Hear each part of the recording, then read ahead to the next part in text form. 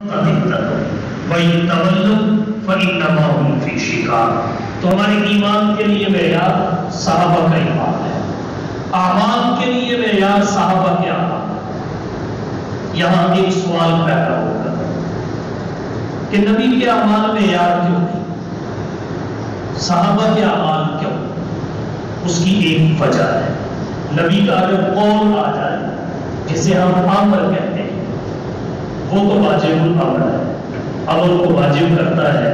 اگر وجوب کے خلاف کوئی کری نہ تھا، اگر اللہ کے نبی کا امر اور حکم آ جائے تو وہ تو امر کو واجب کرتا ہے۔ رہا نبی کا فعل اور امر، اس پہ عمل کرنا ہمارے لیے ضروری ہے یا ضروری نہیں، اس میں تفصیل ہے۔ نبی کے ہر فعل اور عمل کی ہم اقتدا نہیں کرتے، نہ کر سکتے، نہ کرنی چاہیے۔ نبی کے کچھ اعمال ہیں جن کو چھوڑ کر باقیوں کی ہم اقتدا کرتے ہیں۔ کن کو چھوڑنا ہے؟ محقق علماء فرماتے ہیں جو اللہ کے نبی کی ذات کے ساتھ مخصوص افعال ہیں، امت ان پہ عمل نہ کرے۔ جیسے حضور انی رسول اللہ کلمہ پڑھتے تھے، ہم نے محمد رسول اللہ ہی پڑھا۔ حضور نے 11 شادیاں کی، ہم نہیں کر سکتے۔ آپ پہ تہجد کی نماز فرض تھی، ہمارے لیے فرض نہیں ہو سکتی۔ تو ہم نبی کے کس عمل پہ عمل کریں؟ لا مخصوصا بھی، جو حضور کے ساتھ مخصوص نہ، ولا تبع، جو آپ کی طبیعت نہ، ولا صحبا، جو نبی سے صحبا نہ ہوا ہو۔ بخاری کی روایت ہے ظہر کی 4 کے بجائے 2 رکعتیں پڑھا کے سلام دے دی وغیرہ وغیرہ۔ تو اب ہم نے اس عمل نبوت پہ عمل کرنا ہے، لا مخصوصا بھی، ولا تبع لہ، ولا صحبا۔ اب ایک تو یہ ہے کہ یہ چھانٹی ہم ہے، جتنا بہت پیدا ہو چکا ہے ہمارے اور حضور کے زمانے حیات میں، تو یہ ہمارے لیے مشکل ہو گئی۔ اور دوسرا یہ ہے کہ جو نبی کے دور میں تھے انہوں نے جو چھانٹی کی ہے ہم اس پہ اعتماد کریں، اور جو نبی کے دور میں تھے وہ صحابہ ہیں، ان کو جتنا پتا ہے کہ یہ نبی کے ساتھ مخصوص ہے کہ پوری امت کے لیے یہ تبع ہوا، یہ صحابہ ہوا یا کس طرح ہوا؟ تو صحابہ کرام کا عمل وہ چھاننا ہے جس میں نبی کی زندگی رکھی جاتی ہے، نبی کے اعمال و افعال رکھے جاتے ہیں، پھر یہ صحابہ کے عمل کا چھاننا چلتا ہے۔ جو اوپر رہ جائے وہ فقط نبوت کے لیے ہوتے ہیں، جو نیچے نکل آئے وہ پوری امت کے لیے۔ تو ہمارے لیے صحابہ کا کیوں؟ اس لیے کہ نبی کے اعمال میں ناسخ بھی ہے، منسوخ بھی، اور صحابہ کرام جب نبی کے عمل کو لیتے ہیں تو اسی کو لیتے ہیں جو ناسخ ہوتا ہے، منسوخ نہیں ہوتا۔ صرف آپ نماز کی عبادت کو دیکھ لیجئے، ابتداء اسلام میں بہت ساری چیزیں تھیں جو اللہ کے رسول کی وفات سے پہلے ختم ہو گئی، ان میں ایک رفع الیدین بھی ہے۔ تو اب حضرت عبداللہ بن مسعود رضی اللہ تعالی عنہ جس طرح نماز پڑھتے رہے اور صحابہ کو پڑھ کے دکھاتے رہے، بعد کی امت کو سمجھاتے رہے، تو اس میں وہی چیزیں ہیں جو حضور صلی اللہ علیہ وسلم اپنی وفات سے پہلے اس امت کو دے کے گئے۔ بہت پہلے جو چیزیں تھیں منسوخ ہو گئی، وہ اس میں نہیں تھی۔ تو اللہ کے نبی کے اعمال میں، افعال میں کچھ ایسے ہیں کہ امت کے لیے نہیں، فقط نبوت کے، اور کچھ ایسے ہیں جو پوری امت کے لیے۔ پھر انہوں نے درجہ بندی ہے، فقہاء نے درجہ بندی کی ہے نبی کی عمل کی کیفیت کو دیکھ کر کہ کس قدر کس عمل کا اہتمام کیا، اس اہتمام کو پیش نظر رکھتے ہوئے فقہاء نے درجہ بندی کی، واجب کون سا ہے، سنت کون سا ہے، نفل کون سا ہے، وغیرہ وغیرہ۔ تو یہ ساری چیزیں ہمیں صحابہ سے پتہ چلتی ہیں، اس لیے صحابہ کو نکال کر ہم نہ ایمان تک پہنچ سکتے ہیں، نہ نبی کی زندگی اور اعمال تک پہنچ سکتے ہیں۔ اس لیے ہمارے لیے ایمان کا معیار بھی صحابہ کا ایمان ہے، اور ہمارے اعمال کا معیار بھی صحابہ کے اعمال۔ صحابہ کرام کی زندگی اسوہ ہے، نمونہ عمل ہے، عمل کے لیے نمونہ ہے۔ آج امت اور انسانیت جس قدر مشکلات درپیش ہیں صحابہ کرام کی زندگیوں میں ہماری مکمل رہنمائی ہے، عمل کر کے ہم ہر مشکل سے نکل سکتے ہیں۔ اس وقت کچھ حالات وہ ہے جو ہمارے گھریلو حالات ہیں، کچھ حالات وہ ہے جو ملکی حالات ہیں، کچھ حالات وہ ہے جو عالمی سطح کے حالات ہیں۔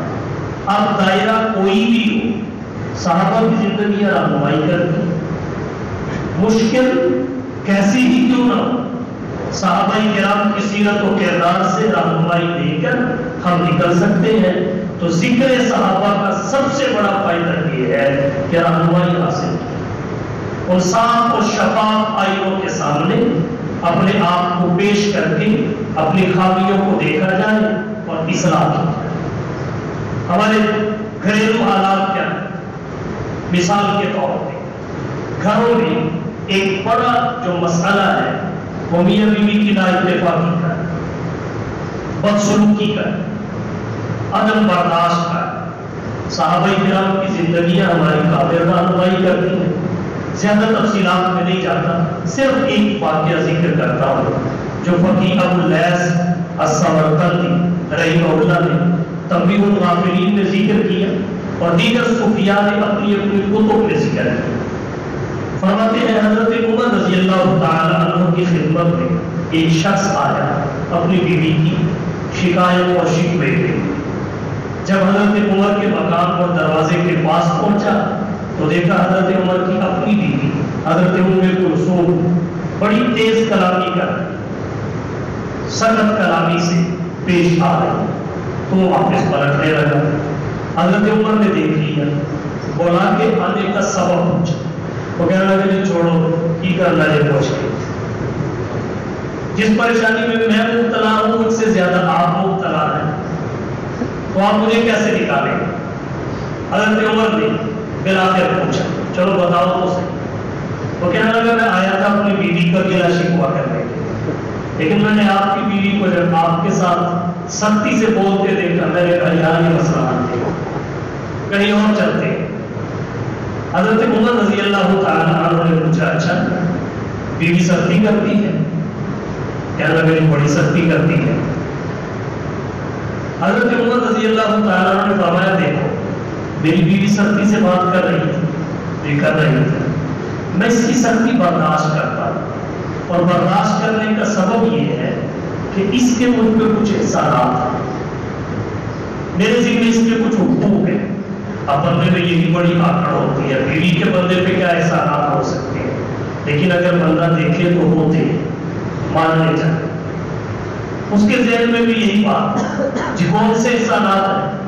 حضرت عمر نے فرمایا سن، میری بیوی کا سب سے پہلا احسان اور حق یہ ہے کہ وہ میرے اور جہنم کے درمیان آڑ وہ ہے تو میں بھٹکتا نہیں، وہ میرے اور جہنم کے درمیان آڑ۔ دوسرا حق یہ ہے کہ نکاح ہم دونوں کا ایک دوسرے کے ساتھ ہوگا، اس کا مجھ سے مجھ کا اس سے، لیکن وہ میرے گھر میں آ کے رہتی ہے، میں اس کے گھر میں جا کے نہیں رہتا۔ اور ایک احسان اس کا مجھ پر یہ ہے کہ کھانا میں نے کھانا ہوتا ہے پکا کے وہ دیتی ہے، کپڑے میں نے پہننے ہوتے ہیں دھو کے وہ دیتی ہے، میں کام کاج کے لیے گھر سے باہر نکل جاتا ہوں میرے گھر کی رکھوالی وہ کرتی ہے، بچے میرے ہیں، نسب کس کی طرف منسوب ہوتا ہے، وَعَلَى الْمَوْلُودِ لَهُ رِزْقُهُنَّ وَكِسْوَتُهُنَّ بِالْمَعْرُوفِ۔ فقہاء نے لکھا ہے اس آیت کی روشنی میں نسب باپ کی طرف منسوب ہوگا، تو اولاد میری ہے تربیت کی کرتی ہے، اولاد میری ہے تربیت کی کرتی ہے، میرے گھر بار کی رکھوالی کی کرتی ہے۔ اور پھر ایک بات اور بھی ہے، ڈولی میں بیٹھ کے آتی ہے، جنازے کی چارپائی پہ لیٹ کے جاتی ہے، ڈولی میں بیٹھ کے آتی ہے، جنازے کی چارپائی پہ لیٹ کے جاتی ہے۔ تو ہمیں سمجھنا چاہیے بیویوں کے بڑے حقوق ہیں، ان کے بندوں پہ بڑے احسانات ہیں۔ تو حضرت عمر رضی اللہ تعالی عنہ نے جب اپنی بیوی کے یہ معاملات احسانات اس کے سامنے رکھے، وہ کہنے لگے یہ سارے تو میری بیوی کے بھی مجھ پر ہے، حضرت عمر کہنے لگے سمجھتے گیا ہی رہے کہ اب تجھے کیا کرنا چاہیے، تجھے میری طرح برداشت کرنا چاہیے. تو خیر اس نے برداشت کرنا شروع کیا. کچھ عرصے کے بعد ملاقات ہوئی، کہنے لگا کہ اب ہمارا گھریلو ماحول بڑا صاف ہے، بڑا اچھا پیار محبت کا ماحول ہے. تو صحابہ کی زندگیاں ہمارے لیے نمونہ ہے، ان کی زندگیوں سے ہم رہنمائی حاصل کریں. کوئی مسئلہ ایسا نہیں ہوا. اب ہمارے جو مسائل گھر سے باہر نکل ملکی سطح کے مسائل، ملکی سطح، بلکہ ایک مسئلہ میں اور ذکر کر دیتا ہوں، گھریلو مسئلہ. ہمارا ایک مسئلہ یہ بھی ہے آمدن کم خرچ زیادہ، آمدن کم خرچ زیادہ. معاشی حوالے سے تقریباً 60% لوگ پریشان، آمدن کم ہے خرچ زیادہ ہے، اخراجات زیادہ. تو صحابہ کرام کی زندگیاں ہماری کیا رہنمائی کرتی ہیں، ہمارے لیے کیا اسوہ ہو. ایک واقعہ ذکر کرتا ہوں جو حضرت امام اہل سنت مولانا عبدالشکور صاحب لکھنوی رحمۃ اللہ علیہ نے سیرت خلفاء راشدین میں ذکر تھا. کہتے ہیں حضرت ابوبکر صدیق رضی اللہ تعالیٰ عنہ کی بیوی نے ایک دفعہ ان سے درخواست کی کہ میٹھا کھانے کو جی کرتا ہے، سویٹ ڈش، میٹھا کھانے کو جی کرتا ہے. کہنے لگے میرے پاس تو کچھ بھی نہیں ہے، تو چلو آپ ایسا کر لو، جو بیت المال سے ہمیں وظیفہ ملتا ہے اخراجات کے لیے، تو روزانہ کے وظیفے میں سے تھوڑا تھوڑا بچا کے جمع کرتی رہو. جب وہ اتنی رقم بن جائے کہ اس سے سویٹ ڈش تیار ہو سکے تو کھا لیں.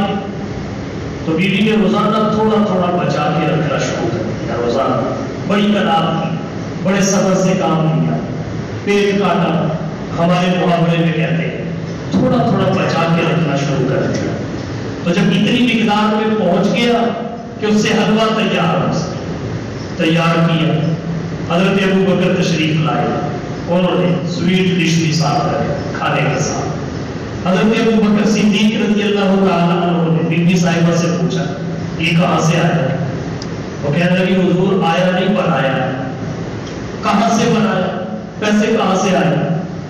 تو بی بی صاحبہ کہنے لگی آپ نے خود ہی تو فرمایا تھا روزانہ کے خرچے سے تھوڑا تھوڑا بچا کے رکھتے رہنا، جب اتنی رقم ہو جائے کہ حلوہ بن سکے بنا لے. تو میں نے ایسے ہی کیا.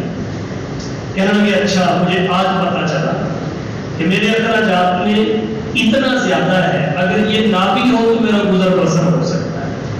فوراً بیت المال کے انچارج کو لکھ دیا کہ میرے وظیفے سے اتنی مقدار روزانہ کی بنیاد پہ کم کر دی جائے. یہ کام اب آج کے دور میں ہم ایسی قناعت اختیار نہیں کر سکتے. ہمارے لیے مشکل ہی نہیں ناممکن ہے، مشکل ہی نہیں ناممکن ہے، لیکن کوشش تو کر سکتے ہیں. اور میں عرض کیا کرتا ہوں ضرورت بھی پوری کر لیں، سہولت بھی لیں. اس سے آگے تعیش کا ایک درجہ ہے، بس وہ چھوڑو. ضرورت بھی پوری کر لیں، سہولیات بھی حاصل کر لیں، مگر اس سے آگے جو تعیش کا درجہ ہے جسے عیش و عشرت کہتے ہیں، اگر اس پہ امت کمپرومائز کر لے تو یہ ہماری معاشی پریشانیاں ختم ہو سکیں. اور پھر یہ ایسا کلیہ ہے، گھر میں آ جائے گھر میں بہتری آ جائے، ملک میں آ جائے تو ملک میں بہتری، ملک میں بہتری. یہ جو پروٹوکول کلچر ہے، وی آئی پی کلچر ہے، اگر سرکاری افسران کو ایسی گاڑیاں مل جائیں جو تیل کم کھاتی ہے، حجم ان کا کم ہے، تو یقیناً اس سے بہت بہتری آئے گی. معیشت میں بہت بہتری آئے گی. تو صحابہ کی زندگیاں ہماری قابل رہنمائی کریں. اب آئیے گھریلو مسائل سے نکل کے ملکی مسائل. ہمارے ملکی مسائل بھی بہت سارے ہیں. ہمارا ایک بڑا ملکی مسئلہ احتساب اور کرپشن کا ہے. ہم احتساب نہیں کر پا رہے، احتساب نہیں کر پا رہے. اور جب تک احتساب کا سسٹم اور نظام مضبوط نہ ہو، کرپشن کا خاتمہ نہیں ہو سکتا. صحابہ کی زندگی ہماری کیا رہنمائی کرتی، ہماری کیا رہنمائی کرتی. حضرت عمر رضی اللہ تعالیٰ عنہ 2-4 حوالے آپ کے سامنے رکھوں گا، آپ اندازہ کر لیں گے کہ اگر ان پہ آدمی توجہ کو مرکوز کرے تو کامیابی ملتی ہے کہ نہیں۔ حضرت عمر رضی اللہ تعالیٰ عنہ، مورخ طبری، تاریخ طبری کی چوتھی جلد میں 207 صفحہ پہ لکھا کہ جب حضرت عمر رضی اللہ تعالیٰ عنہ مسند خلافت پر متوقع آگے افسران کا تقرر اور تعین کرنا تھا، گورنر بنانے تھے، افسران مقرر کرنے تھے، تو حضرت عمر بن خطاب رضی اللہ تعالیٰ عنہ صلاحیت کو تو نمبر 1 پہ دے، صلاحیت ہے تو پہلی نہیں ہوتے، ذی استعداد ہوتے، کوالٹی ہوتی، پھر تقرر اور تعین فرماتے تھے، اور جسے مقرر کرتے مورخ طبری لکھتے ہیں اس کو 5 نصیحتیں کرتے تھے، 5 نصیحتیں۔ پہلی نصیحت حضرت عمر فرماتے تھے کوئی افسر اور گورنر ترکی گھوڑے پہ سواری نہیں کرے، آج کی زبان میں کہنے لینڈ کروزر استعمال نہیں کرے، یہ اس وقت کی لینڈ کروزر۔ کوئی افسر اور گورنر ترکی گھوڑے پہ سواری نہیں کرے۔ نمبر 2، باریک لباس نہیں پہنے، یہ معاشرتی امتیاز کی علامت تھی اور یہ مہنگا لباس تھا، وہ VIP کلچر کا خاتمہ کر رہے تھے، باریک لباس نہیں پہنے۔ نمبر 3، چھنے ہوئے آٹے کی روٹی نہیں کھائے گا، یہ اس دور میں تعریف تھی، چھنے ہوئے آٹے کی روٹی نہیں کھائے۔ نمبر 4، اپنے گھر کے باہر ڈیوڑی نہیں بنائے گا، دربار مقرر نہیں کرے گا۔ نمبر 5، اہل حاجت کے لیے دروازہ ہمیشہ کھلا رکھے گا، اسے بند نہیں ہونے دے گا۔ یہ 5 نصیحتیں کرتے ہیں، اور آپ نے اپنا یہ حکم نامہ جو 5 نکاتی حکم نامہ تھا یہ اپنے افسران اور گورنروں کی طرف بھی بھیجا جو پہلے سے چلے آ رہے، اور جہاں دیکھا کہ اس کی تنفیذ میں کوتاہی ہے فوراً ایکشن، فوراً، اور پھر نہیں دیکھا یہ کس کا کیا لگتا، نہیں دیکھا کس کا کیا لگتا۔ اس پہ 2 واقعات میرے ذہن میں آ گئے۔ صاحب کنز الاموال، کنز الاموال کی 6ٹھی جلد 355 صفحہ پہ ایک واقعہ ہے۔ وہ واقعہ ہے حضرت سعد بن ابی وقاص رضی اللہ تعالیٰ عنہ، حضور کے انتہائی قریبی ہے، انتہائی قریبی۔ اطلاع ملی کہ انہوں نے گھر کے باہر ڈیوڑی بنا اور لوگ گوئے ڈیوڑی بنا، دربار مقرر۔ تو جیسے ہی اطلاع ملی محمد بن مسلمہ رضی اللہ تعالیٰ عنہ کی ڈیوٹی لگائی کہ اپنی فورس اور ٹیم لے کے نکل جائیں، اگر اطلاع درست ہو تو فوراً ڈیوٹی کو آنا، فوراً، بغیر کسی تاخیر۔ یہ امت مسلمہ کے سب سے پہلے IG پولیس ہے محمد بن مسلم رضی اللہ تعالیٰ، چلے اپنی فورس اور ٹیم کے ساتھ وہاں پہنچے تو اطلاع درست ثابت ہوئی، واقعہ ڈیوڑی بھی بنی ہوئی تھی، دربار بھی مقرر تھی۔ حضرت سعد بن ابی وقاص اندر تشریف فرما تھے، تو انہوں نے جاتے ہیں ڈیوڑی کو آف لگا۔ گورنر صاحب، یہ کوفہ کے گورنر سعد بن ابی وقاص کوفہ کے گورنر تھے، گورنر صاحب نے محسوس کیا کہ باہر دھواں اٹھ رہا ہے، نکل کے دیکھا تو ڈیوٹی چل رہی ہے۔ اسی طرح ایک واقعہ کتاب الخیرات کے 66 صفحہ میں اور تاریخ طبری جلد 4 جلد 207 صفحہ میں ہے۔ ایاز بن خلف رضی اللہ تعالیٰ عنہ حضور کے صحابی ہیں، اور یہ مصر کے گورنر، ان کے بارے میں اطلاع ملی جنہوں نے باریک لباس پہنا ہوا، باریک لباس، تو پھر ٹیم کو دیکھا، اگر اطلاع درست ہو تو کچھ نہیں دیکھنا، نہ آؤ دیکھو نہ آؤ، پکڑ کے لے جاؤ، اٹھا لو، تو ٹیم کو ہی اٹھا رہا ہے۔ جو سرزنش کی وہ تو کی، وہ باریک کپڑے اتروائے اور اون کا لباس ننگے بدن پہ پہنا، اور اس سے آگے کہا جاؤ جنگل میں جا کے بیت المال کی بکریاں چلا، 6 مہینے تک بکریاں چلا۔ اگر ایسا نظام ہو، دیکھتے ہیں فرائض کی انجام دہی میں کون کوتاہی کرتا ہے، کیسے کرپشن ہوتی ہے، اور احتساب کا سسٹم کیسے ناکام ہوتا ہے، ہو ہی نہیں سکتا۔ 6 مہینے تک بکریاں چلاتے ہیں اور بڑے شرمندہ اور پریشان۔ 6 مہینے کے بعد حضرت عمر نے کچھ عجیب بتایا، اب کام ٹھیک ہوگا تو 6 مہینے کے بعد انہیں عہدے پہ بہا۔ 6 مہینے کے بعد یہ ایک قومی مسئلہ ہمارا جو ہے اس کی میں نے مثال پیش کی، باقی بھی جتنے ہیں آپ کسی مسئلہ کا نام لیجیے، صحابہ کی زندگیاں کامل رہنمائی کرتی ہے کہ ہمیں مسائل سے نکلنا کیسے، مشکلات سے بچنا کیسے۔ یہ ملکی لیول کا مسئلہ تھا جو میں نے ذکر کیا، اور بہت سارے ہیں۔ اسی طرح صحابہ کی زندگیوں سے رہنمائی حاصل کی جائے تو ہم تمام مسائل سے نکل سکتے ہیں۔ اب ایک عالمی سطح کا مسئلہ ہے، اس میں صحابہ کا اسوہ کیا ہے وہ آپ کے سامنے رکھنا چاہتا ہوں۔ عالمی سطح کا مسئلہ کیا ہے؟ دنیا میں کتنے مسلم ممالک ہیں اس وقت؟ درجنوں ہیں۔ اب ان کی آپس میں نہیں بنتی، ایک دوسرے کی ٹانگیں کھینچ رہا ہے، دوسرا پہلے کی ٹانگیں کھینچ رہا ہے۔ عرب ممالک کو ہی دیکھ لیجیے کیا کیا نہیں ہوتا، اور ایک مسلمان ملک دوسرے مسلمان ملک کو نیچا دکھانے کے لیے کوئی امریکہ کی گود میں بیٹھا ہے، کوئی روس کی گود میں بیٹھا ہے، کوئی کسی کی گود میں بیٹھا ہے۔ یہ عالمی سطح کے حالات ہیں۔ عالمی سطح گویا مسلم ممالک ایک دوسرے کو نیچا دکھانے کے لیے، فلاح کرنے کے لیے، ایک دوسرے کو ذلیل و رسوا کرنے کے لیے اغیار کی چولی میں بیٹھ گئے، کفار اور اغیار کا اعلی کار بن گئے۔ صحابہ کی زندگیاں ہماری کیا رہنمائی کرتی ہیں عالمی سطح کے ان مسائل؟ زیادہ تفصیلات میں نہیں جاتا، مشاہدات صحابہ کے عنوان سے کئی دفعہ میں نے گفتگو کی، تفصیلات کئی دفعہ میں ذکر کر چکا۔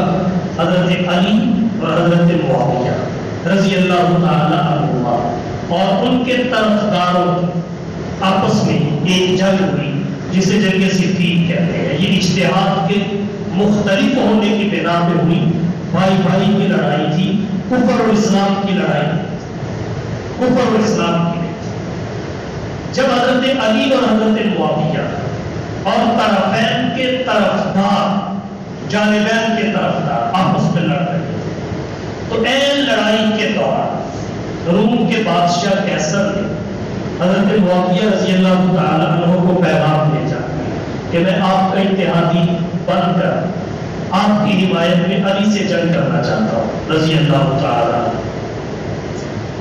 ایک لمحے کے لیے سوچیے، اگر ایسی آفت امریکہ آج کسی کو کر، ایک مسلمان ملک کو دوسرے مسلمان ملک کے خلاف ایسی آفر اگر امریکہ کر دے تو اس آفر کو نہ صرف یہ کہ کوئی ٹھکرانے کی سوچے گا بلکہ قبول کرنے میں کوئی تاخیر نہیں کرے۔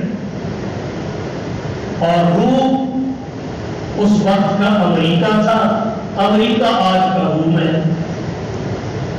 روم اس وقت کا امریکہ تھا، امریکہ آج کا روم۔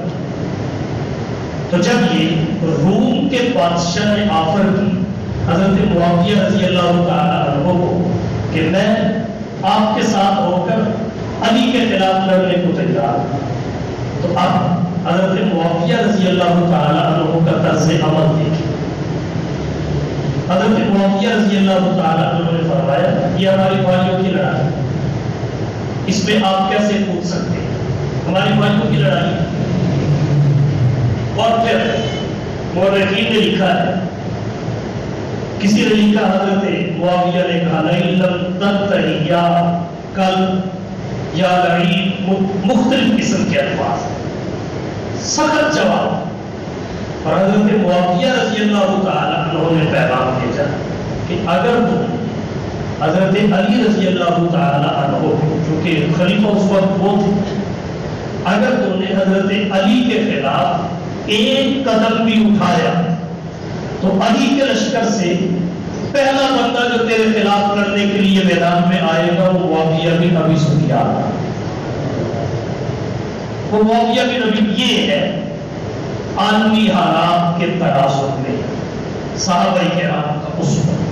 اگر آج امت، آج مسلم ممالک اس طرز کو اختیار کریں، صحابہ کے اس عمل کو اسوہ اور نمونہ سمجھ لیں، تو پھر یہ سارے کے سارے متحد نظر، اور جب یہ متحد ہو جائیں ان سے بڑی طاقت دنیا میں کوئی نہیں۔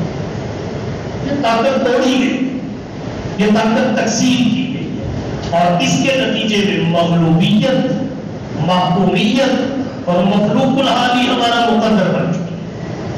وگرنہ ہم ہی تھے جنہوں نے بر صغیر پہ ہزاروں سال حکومت، ہم ہی تھے جنہوں نے سلطنت عثمانیہ کو قائم کیا، ہم ہی تھے جن کا سکہ شرق سے غرب تک چلتا تھا، شمال سے جنوب تک چلتا تھا، عرب سے عجم تک چلتا تھا، ہم ہی تھے جن کا نام سن کر کیسر اور کسرا کے محلات میں لرزہ طاری ہو جایا کرتا تھا، مگر اس وقت ہم تھے، آج وہ یہ ہے۔ اس وقت ہم متحد تھے، آج ہم منقسم ہیں۔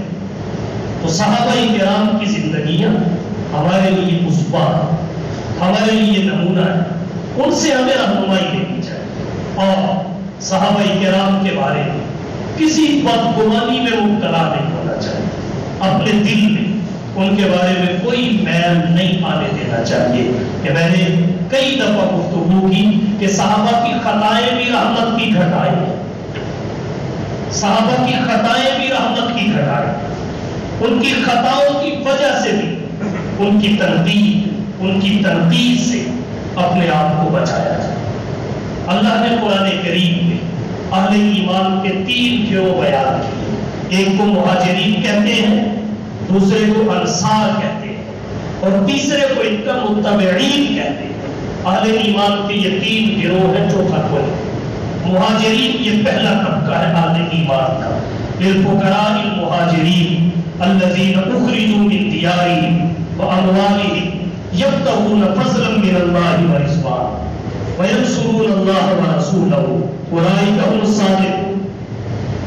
دوسرا گروہ انصار کا ہے، والذین تبوؤا الدار والایمان من قبلہم یحبون من ہاجر الیہم ولا یجدون فی صدورہم حاجة مما اوتوا ويؤثرون على انفسهم ولو كان بهم خصاصة ومن يوق شح نفسه فأولئك هم المفلحون۔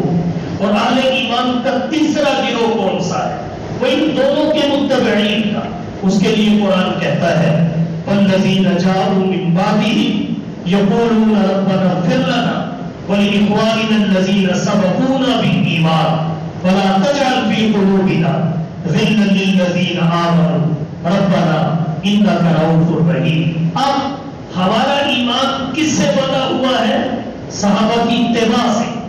ہمارا ایمان صحابہ کی محبت کا اثیر ہے، ہمارا ایمان صحابہ کی بلندی درجات کی دعا سے، استغفار سے، اور اپنے دل کو ان کے کینے سے پاک صاف رکھنے کی تمنا اور التجا سے جڑا ہوا ہے۔ نہ ہم مہاجرین میں نہ انصار میں، تیسرے طبقے میں ہمارا شمار ہوتا ہے، اور اس تیسرے طبقے میں آ کر اہل ایمان کہلوانے کی شرطیں ہیں۔ وہ شرطیں کیا ہیں؟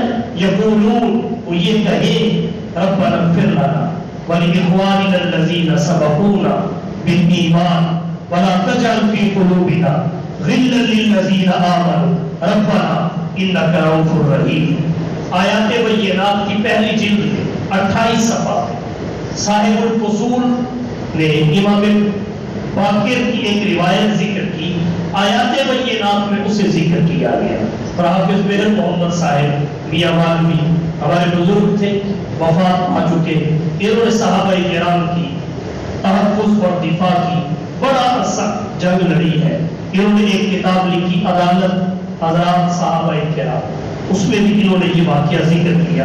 امام باقر رحمۃ اللہ علیہ سفر میں ان کا گزر کچھ بیٹھے ہوئے لوگوں کے پاس سے ایک جماعت کے پاس سے گزرے، وہ خلفائے ثلاثہ کی عیب جوئی میں مصروف، ان کے بارے میں بد کلامی کر رہے ہیں۔ امام محمد باقر رحمہ اللہ نے جب سنا تو رک گئے، سوال بھائی ایک بات پوچھنا چاہتا ہوں اگر بتا۔ کہنے لگے جی پوچھیے۔ فرمایا کیا تم مہاجرین میں سے ہو؟ انہوں نے کہا نہیں۔ پھر پوچھا اچھا بتاؤ کیا انصار میں سے ہو؟ انہوں نے کہا یہ انصار میں سے۔ فرمانے لگے اچھا پھر اگلی بات مجھ سے سن لو، تم اہل ایمان میں سے بھی، تم اہل ایمان میں سے بھی۔ وہ بڑے حیران ہوئے، جی ہم تو اپنے آپ کو مومنین کرام کہتے ہیں، آپ کیا کہہ رہے ہیں؟ آپ کیا کہہ رہے ہیں؟ تو امام باقر رحمۃ اللہ علیہ کے استدلال سے فرمایا اللہ تعالیٰ نے اہل ایمان کے 3 طبقے بیان، نمبر 1 مہاجرین، نمبر 2 انصار، نمبر 3 ان کے متبعین۔ پہلے 2 طبقوں میں سے نہ ہونے کا اقرار تم خود کر چکے کہ نہ ہم مہاجرین ہیں نہ ہم انصار۔ اب پیچھے ایک طبقہ بچتا ہے، تیسرا۔ اس تیسرے طبقے میں آنے کی کچھ شرطیں ہیں، وہ شرطیں تمہارے اندر ہیں۔ وہ شرطیں کیا ہیں؟ یقولون، وہ یہ دعائیں کرتے ہیں، ربنا اغفر لنا، ہمیں بھی بخش دے، پروردگار ہمیں بھی بخش دے، تو بخش، ربنا اغفر لنا، ہمیں بھی بخش دے، وَلِإِخْوَانِنَا الَّذِينَ سَبَقُونَا بِالْإِيمَانِ، اور ہمارے پہلے مومن بھائیوں متقدمین اہل ایمان صحابہ کرام انہیں بھی بخش دے، وَلِإِخْوَانِنَا الَّذِينَ سَبَقُونَا بِالْإِيمَانِ، اور پھر ان کو بخشنے پہ ہی اکتفا نہ ہو، ساتھ یہ لا تجعل فی قلوبنا غلا للذین آمنوا، صحابہ کے بارے میں ہمارے دلوں میں کینہ نہ آنے دے، بغض نہ آنے دے، نفرت نہ آنے دے، لا تجعل فی قلوبنا غلا للذین آمنوا ربنا، اے ہمارے پروردگار انک رؤوف الرحیم، آپ صاحب رافت و رحمت ہے۔ گویا وہ اللہ کو اللہ کی رافت و رحمت کے واسطے دے دے کے کہیں ہمارے دل کو صحابہ کے بغض سے پاک رکھ، ہمارے سینے کو صحابہ کے کینے سے پاک رکھ۔ کیوں؟ اس لیے کہ وہ نبی کی محنت کا ہے خلاصہ، وہ نبی کی محنت کا ہے خلاصہ، علم و عمل کے بہتر، زہد و ورع سراپا، مشن تھا جن کا دین متی کا غلبہ، کتنے غیور اور جری تھے نبی کے ساتھ، وہ انبیاء کی طرح پوری انسانیت سے افضل تو نہیں ہے، مگر انبیاء کے بعد پوری انسانیت سے افضل ضرور ہے۔ وہ انبیاء کی طرح معصوم تو نہیں ہے، لیکن یاد رکھیے محفوظ، مغفور اور ان اللہ مقبول ضرور ہے۔ اور ایک بات میں اور عرض کر دیتا ہوں، انبیاء کرام فردن فردن معصوم ہے من حیث الانفراد، اور صحابہ کرام من حیث الاجتماع معصوم ہے۔ صحابہ کرام معصوم ہے، انبیاء کی طرح معصوم تو نہیں، البتہ محفوظ، مغفور، ان اللہ مقبول ضرور ہے۔ وہ ربوبیت اور نبوت کے درمیان واسطہ تو نہیں ہے، مگر نبوت اور امت کے درمیان واسطہ ضرور ہے۔ ان پہ قرآن اگرچہ اترا تو نہیں ہے، مگر وہ قرآن کے اولین مخاطب اور محافظ ضرور ہے۔ وہ اسلام کے اوامر و نواہی کے موجب تو نہیں ہے، مگر اسلام کے اولین ناقل اور شارع ضرور ہے۔ ان کے قبضہ میں انسانیت کی ہدایت تو نہیں ہے، مگر یاد رکھیے وہ پوری انسانیت کے لیے ذریعہ ہدایت اور نمونہ عمل ضرور ہے۔ ان سے خطا کا سرزد ہونا تو ثابت ضرور ہے، مگر ذمے میں باقی نہ رہنا یقینی ضرور ہے۔ تو صحابہ کرام پوری انسانیت میں انبیاء کے بعد سب سے اونچے طبقے کا نام ہے۔ اللہ کا قرآن جن کا مدح سرا، محمد کا فرمان جن کا مدح سرا، پوری امت جن کے احترام میں جھکی ہوئی ہو، تو فرمایا ایمان کی نشانی یہ ہے صحابہ کرام کے بعد کے لوگوں کے لیے، مہاجرین و انصار کے بعد بعد کے لوگوں کے لیے کہ وہ صحابہ کرام کے لیے محبت کے جذبات رکھیں اور صحابہ کرام کے بغض اور کینے سے اپنے دلوں کو پاک رکھیں، ان کی تعریف کریں، تنقید نہیں، تنقید نہیں، سب اور شتم تو اوپر کے درجے ہیں۔ اللہ کے نبی نے اس سے بھی منع فرمایا، تنقید سے سب اور شتم کی اجازت کیسے مل سکتی ہے؟ تو اگر اپنا ایمان محفوظ رکھنا چاہتے ہیں تو صحابہ کی محبت کی رسی سے باندھنا پڑے۔ لا تجعل فی قلوبنا غلا للذین آمنوا ربنا انک رؤوف رحیم۔ ان کے کسی عمل کی حکمت سمجھ نہیں آتی تب بھی تنقید ہے۔ اور یاد رکھیے اہل سنت والجماعت کا عقیدہ ہے جیسے انبیاء تنقید سے بالاتر ہیں، ویسے ہی اصحاب مصطفیٰ بھی تنقید سے بالاتر ہے۔ جیسے نبوت رب کا انتخاب ہے ویسے ہی صحابیت بھی رب کا انتخاب ہے۔ اگر حضور پر نبوت کا دروازہ بند ہے تو جماعت صحابہ پر صحابیت کا دروازہ بھی بند۔